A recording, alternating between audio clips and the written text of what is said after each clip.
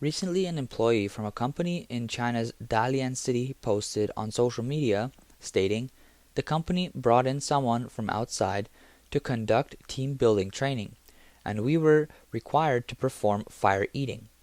There were other activities too, involving nails and such. No one was allowed to take leave. Participation was mandatory. Is this even legal? Where can I report this?" The employee has been working at a company in Dalian for less than a year, explained that the company's main business is online education. In early December, the company organized a 2-day team building training event with 60 participants. On the first day, the employees were divided into 6 groups to get acquainted, perform, and demonstrate the belief to the company that our team must win. Our team must make money. The second morning featured fire eating training, where the host instructed employees to light cotton swabs and place them in their mouths. According to the employee, most people followed instructions and completed the fire eating, while a few did not. She initially did not want to participate, but was forced to because the company mandated everyone's involvement. Fearing retaliation, the employee did not disclose the company's name. It is reported that fire eating has become a standard activity for some companies specializing in team building, claiming it helps overcome psychological fears, boost confidence, and prepare participants for tough challenges. The company's fire eating activity has sparked widespread debate online. Some users question whether the activity was essentially a compliance test, with one saying they would quit immediately. Others recall similar experiences, admitting they were terrified but felt compelled to participate. Others criticized the practice, saying whoever came up with this probably has issues and just wants to exert authority by making you suffer. Bizarre team-building exercises have been on the rise in China, ranging from circus-like performances to increasing outlandish ideas beyond people's imagination. One such company activity titled "No Laughing, Whoever Laughs Gets Smeared" recently surfaced. In a video, a female employee in white cuts open a papaya, revealing a note inside that reads 1,573 yuan in cash. Everyone maintains a stern expression, but another employee in black, seemingly with a low tolerance for humor, struggles to hold back laughter. The woman in white proceeds to open a red envelope handed to her, pulls out the 1,573 yuan, and waves it around. As expected, the woman in black, who laughed first, gets smeared with cream. Later, she takes her turn, cutting open a melon to find a note that says, "Cluck like a chicken." She holds back for 3 seconds but eventually bursts into laughter, earning her a second round of smearing. The woman in black, unwilling to give up, stubbornly mimics a chicken clucking, hoping to make others laugh. However, she couldn't hold back her own laughter and ended up being smeared for the 4th, 5th, and 6th times. This time, she wasn't alone. Another female colleague beside her also burst into laughter and got smeared, while the rest of the group tried their best to keep straight faces. Next, the third woman stepped up, wearing a look of steely determination. She picked up a large melon, sliced it open, and pulled out the slip inside. It read, "Bark like a dog." Then came the fourth participant, who cut open an unknown fruit and unfolded a note that read, "Black-faced bandit," which is a character from a Chinese novel. The poor woman had her face covered in black soot, and the video encouraged viewers to watch the rest for themselves. This team-building activity caused a sensation online.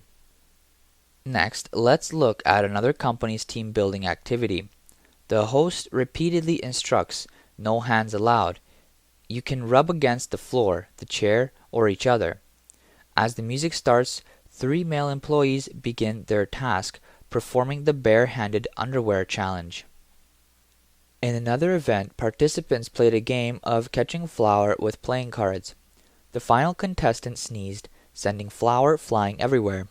While the previous activities leaned toward lowbrow humor and entertainment, the next team-building exercise seemed to be driven by personal grudges. This activity, from a foot massage parlor in Bachang, Kunshan, took things to a new level. Their idea of team building involved heading to someone else's orchard after work to steal grapes. Police surveillance footage captured the scene. Each person carried a lot. They looked well dressed, drove decent cars, and walked away casually while chatting and laughing. In the end, all suspects were detained. A person recently shared their opinion on the increasingly absurd trend of corporate team building activities, resonating with many. 团建为什么那么招人讨厌？ Why is team building so popular? In most companies, it's a workplace cancer. Not only does it take away your rest time instead of work hours, but you're also not allowed to skip it. Think about it. You wake up early on the weekend, groggy, rush to the office, and get taken out to the outskirts of town. A team building coach splits you into groups with unfamiliar colleagues and makes you play childish games like three-legged races. Even minors would find it embarrassing. The workplace is already full of pretenses, and now you're forced to act close with coworkers you don't even like. Isn't that exhausting? In the evening, your boss and coworkers pressure you to drink several glasses of baijiu, and you can't refuse for fear of being labeled antisocial. Finally, you drag your tired, intoxicated body home on the subway. When you check your phone, you see the boss has posted a group photo from the team building event. In the picture, a group of equally fake smiling coworkers gather around the boss. The post is flooded with insecure likes and compliments from your colleagues. You realize that tomorrow you have to drag your drained self to work early. You feel like quitting, but reality sinks in, so you give the post a like anyway. The essence of team building is to strengthen emotional bonds among employees, ultimately improving efficiency. It shouldn't burden staff. It should cater to their needs and definitely not take away their rest time. Low-cost team building only amplifies negative feelings. The money spent on these events would be better used as employees' benefits. As a boss, when you look at the group photo, have you ever wondered what your employees are truly thinking behind those forced smiles? As Chinese New Year approaches, many companies are ramping up their team building activities. A few years ago, a female employee in Hangzhou was fired for refusing to dance. That incident has resurfaced and sparked widespread debate. On the evening of December 24, 2024, Jimu News reported that Miss Wang, a 36-year-old beautician at a health management company in Hangzhou, was dismissed in January 2021 after working 12 hours straight. Miss Wang finished her shift at 9 p.m. However, her supervisor wouldn't let her leave, citing an urgent company annual meeting that required dance practice. Exhausted and caught off guard by the lack of prior notice, Miss Wang went home instead. The branch manager reported this to higher-ups, who seized the opportunity to question the team's dance preparation in the company WeChat group. Miss Wang voiced her concern, suggesting, at the very least, arrangements should be made in advance. If this continues, people will collapse from exhaustion. The manager sarcastically replied, "You're so smart. We should learn from you. We're slow learners, but don't worry, we'll practice by ourselves." Miss Wang responded, "Passive-aggressive comments aren't helpful."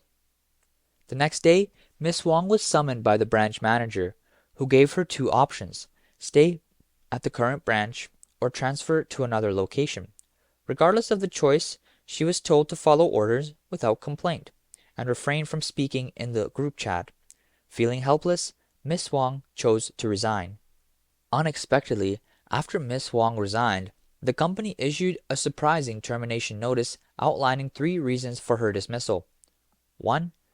Irresponsibility towards customers, leaving midway during a service because her shift had ended. 2.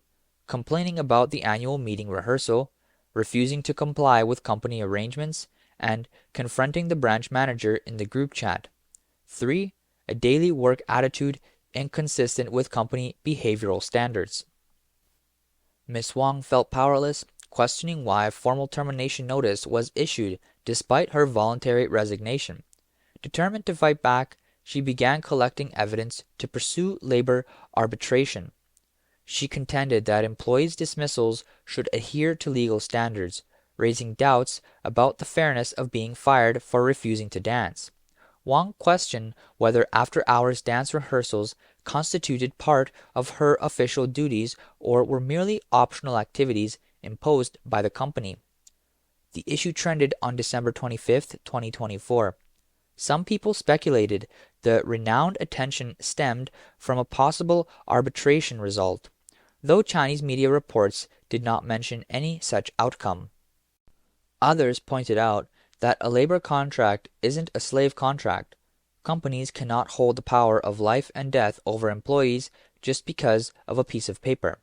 In recent years, as China's economy continues to slow down, many team-building activities have deviated from their original purpose and turned into traps for layoffs. 这是我听过最差劣、最有效的裁员方式。那个武汉设计院的一个院长。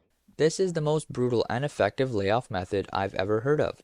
A director at a design institute in Wuhan wanted to lay off staff without paying severance, so he took his team to a karaoke bar for team building, followed by soliciting prostitutes.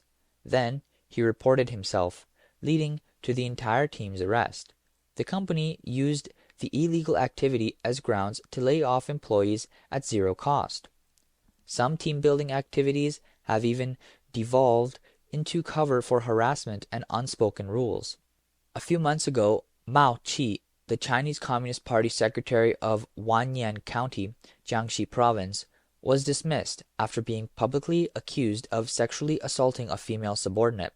Shortly after, a video of Mao engaging in a special team-building activity with female subordinates surfaced on social media. The footage shows around a dozen women lying on the ground in a row, forming a human conveyor belt. Mao lies on top of them, face up, with his arms and legs outstretched.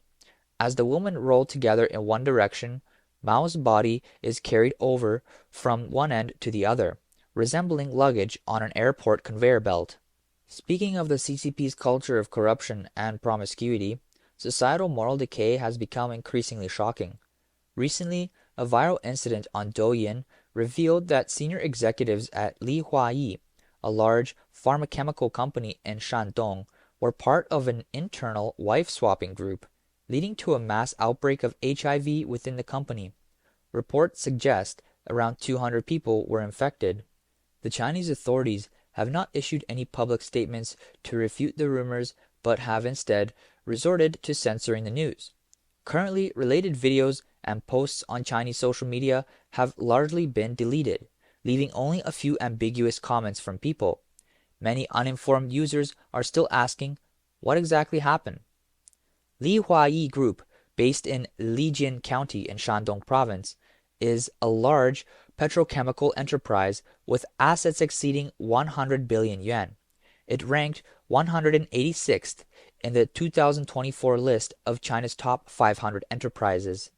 According to online sources, the incident began with a local police crackdown on prostitution. During routine medical examinations of those arrested, HIV was detected. Authorities subsequently traced social connections based on prostitution records, leading to the discovery of widespread HIV infections among Li Huayi employees. The investigation ultimately traced the outbreak to a woman in her 20s, reportedly a traffic police officer in Lijian County. Rumors suggest that this female officer, described as young and attractive, deliberately engaged in promiscuous relationships after contracting HIV. She allegedly participated in local wife-swapping circles, which included Li Huayi employees. Reports claim that Li Huayi had internal wife-swapping groups and that sexual misconduct was rampant within the company, with many employees also soliciting prostitutes.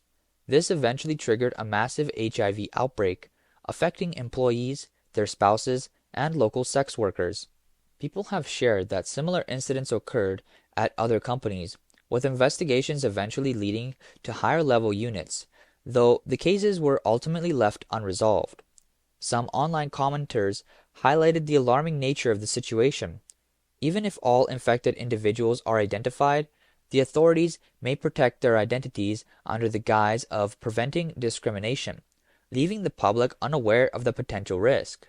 Others commented that the CCP's ideology of shared wives and collective immorality is the root of all evil in the world today, suggesting that the wife-swapping team-building practices originate from the CCP itself.